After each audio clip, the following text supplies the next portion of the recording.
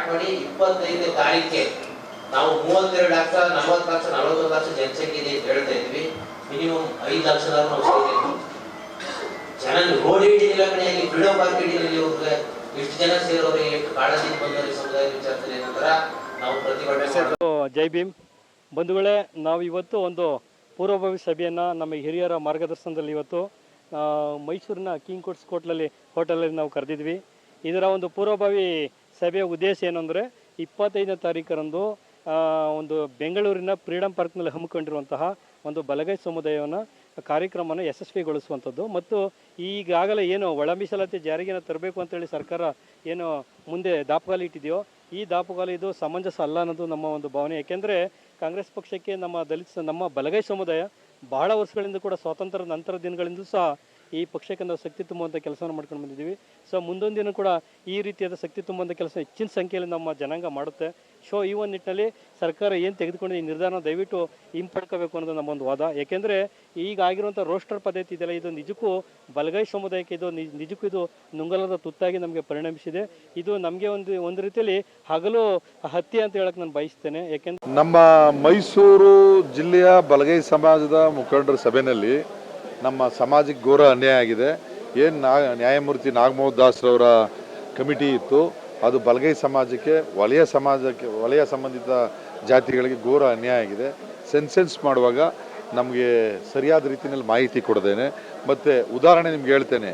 ಒಂದು ಚಿತ್ರದುರ್ಗ ಜಿಲ್ಲೆಯಲ್ಲಿ ಛಲವಾದಿಗಳು ಬಲಗೈನವರು 4,000 ಜನಸಂಖ್ಯೆ ಇದ್ದಾರೆ ಅಂತ ಹೇಳಿದ್ದಾರೆ. ಇಡೀ ಎಂಟೈರ್ ಚಿತ್ರದುರ್ಗ ಜಿಲ್ಲೆಯಲ್ಲಿ. ಅದೇ ರೀತಿಯಲ್ಲಿ ನಾವು ಬೆಂಗಳೂರಿನ ಶುರುವಾದರೆ ಬೆಂಗಳೂರು, ಮೈಸೂರು, ಚಾಮರಾಜನಗರ, ಮಂಡ್ಯ, ಹಾಸನ್ನು ಮತ್ತು Bengaluru rural, city, south, north ಎಲ್ಲ ಸೇರಿದಂಗೆ ನಾವು ಆದಿ ಕರ್ನಾಟಕ ಅಂತ ಕರೀತಾರೆ ನಮ್ಮನ್ನು, ಬಲಗೈ ಸಮಾಜದವ್ರನ್ನ. ಅದೇ ರೀತಿ ಮಂಗಳೂರು ಭಾಗಕ್ಕೆ ಹೋದರೆ ನಮ್ಮ ಪೆರಿಯನ್ ಅಂತಾರೆ, ಅದು ಮಗುವೀರ್ ಅಂತಾರೆ. ಮತ್ತು ನಮ್ಮನ್ನು ಕೋಲಾರ ಕಡೆ ಮತ್ತು ಬಂಗಾರಪೇಟೆ ಸೈಡ್ ಹೋದರೆ ನಮ್ಮ ಪರ್ಯನ್ನು ಈ ಟೈಪ್ ಕೂಗ್ತಾರೆ. ಮತ್ತು ತುಮಕೂರು ಸೈಡ್ ಹೋದರೆ ಆದಿ ದ್ರಾವಿಡ ಅಂತ ಕೂಗ್ತಾರೆ. ಆ ಕಡೆ ಹೋದರೆ ನಾರ್ತ್ ಸೈಡು ವಲಯ ಅಂತಾರೆ, ಬಲಗೈ ಅಂತಾರೆ, ಮತ್ತು ಮಹಾರ್ ಅಂತಾರೆ, ಮತ್ತು ಬುದ್ಧಿಸ್ಟ್ ಅಂತಾರೆ. ಮತ್ತು ಎಲ್ಲದಕ್ಕಿಂತ ಹೆಚ್ಚಾಗಿ ನಮ್ಮವರು ಕೆಲವರು ಶೋಷಣೆ, ದೌರ್ಜನ್ಯ, ದಬ್ಬಾಳಕ್ಕೆ ಒಳಗಾಗಿರೋರು. ಮಾರ್ಚ್ 25ನೇ ತಾರೀಕು ಬೆಂಗಳೂರಿನ ಫ್ರೀಡಮ್ ಪಾರ್ಕ್ನಲ್ಲಿ ನಡೆಯುವಂಥ ನಮ್ಮ ಬಲಗೈ ಜನಾಂಗದ ಹೋರಾಟಕ್ಕೆ ಮೈಸೂರು ಜಿಲ್ಲೆಯಲ್ಲಿ ಅತಿ ಹೆಚ್ಚು ಜನರನ್ನು ಕರೆದೊಯ್ಯುವ ಉದ್ದೇಶದಿಂದ ಇವತ್ತು ಪೂರ್ವಭಾವಿ ಸಭೆಯಾಗಿ ಇವತ್ತು ಮಾನ್ಯ ಆತ್ಮೀಯ ಸ್ನೇಹಿತರಾದಂಥ ನರೇಂದ್ರ ಅವರ ನಾಯಕತ್ವದಲ್ಲಿ ಇವತ್ತು ನಾವೆಲ್ಲ ಸಭೆ ಸೇರಿ ಇಡೀ ನಮ್ಮ ಜಿಲ್ಲೆಯಿಂದ ಕನಿಷ್ಠ ಪಕ್ಷ 25ರಿಂದ 30 ಸಾವಿರ ಜನರನ್ನು, ನಮ್ಮ ಬಲಗೈ ಜನಾಂಗದವರನ್ನು ಆ ಒಂದು ಸಮಾವೇಶಕ್ಕೆ ಕರ್ತರಕ್ಕೆ ಹೋಗ್ಬೇಕಂತೇಳಿ ನಾವೆಲ್ಲ ಸಭೆಯನ್ನು ಮಾಡಿದ್ದೇವೆ.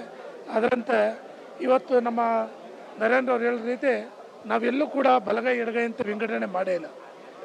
60 ವರ್ಷಗಳಿಂದ ಮೈಸೂರು ಚಾಮರಾಜನಗರ ವಿಧಾನ ಪರಿಷತ್ ಚುನಾವಣೆಯಲ್ಲಿ ನಮ್ಮ ಎಡಗೈ ಸಮುದಾಯದ ಎಲ್ಲ ನಾಯಕರನ್ನು.